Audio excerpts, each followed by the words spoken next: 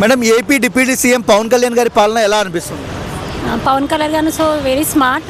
Actually ఫ్యూచర్లో కూడా actually మా తెలంగాణకు తనే జనసేన పార్టీ పెట్టి వస్తారని అనుకున్నాము, కానీ రాలేకపోయారు. ఇన్ ఫ్యూచర్లో రావచ్చు, బట్ వెరీ స్మార్ట్. మంచి పరిపాలన. రాబోయే రోజుల్లో సీఎం అయితే బాగుండని అనుకుంటున్నాం. కళ్యాణ్ గారు సొంత డబ్బులు ఖర్చు పెడుతున్నారు కదా, సో ఎలా అనిపిస్తుంది మీకు? అసలు ఎవరు పెట్టలేరు, తను సొంత డబ్బులు ఖర్చు పెట్టి చేయడం అనేది చాలా గ్రేట్ అండి.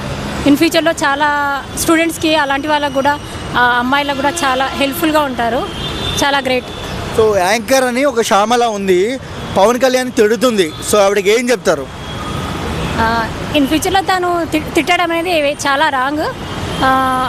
తను అనుభవిస్తుంది, తిట్టడం వల్ల తను ఎంతకంత అనుభవిస్తుంది లేండి. ఫ్యూచర్లో అనుభవిస్తుంది. తనని తిట్టాల్సిన అవసరం ఏముంది? తను చాలా మంచివాడు.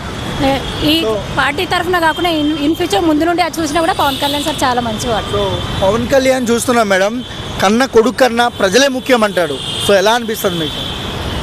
తను తండ్రిలాగా, అందరికీ తండ్రిలాగా ఫీల్ అవుతున్నారు. నిజమే, ఇప్పుడున్న ఏజ్తో సంబంధం లేకుండా అందరూ నా తండ్రిలా చూసుకుంటున్నారని అనుకుంటున్నారు. తనే నా కొడుకు అయితే బాగుండనే ఫీలింగ్ కూడా చాలా మందికి వస్తుందండి. సో కళ్యాణ్ గారు, జగన్మోహన్ రెడ్డి గారు బెస్ట్ లీడర్ ఎవరు ఏపీ? పవన్ కళ్యాణ్ గారే బెస్ట్ లీడర్. ఎందుకు?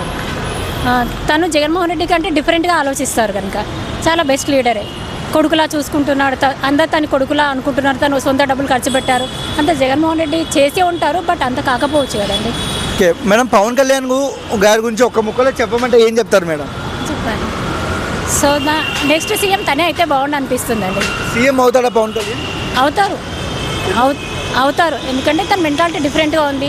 అందరినీ బాగా చూసుకుంటారు, సొంత డబ్బులు ఖర్చు పెట్టి చూసుకోవడము. అవుతారని అనిపిస్తుందండి. అవుతారు, ఇన్ ఫ్యూచర్లో రావాలని అనుకుంటున్నాము.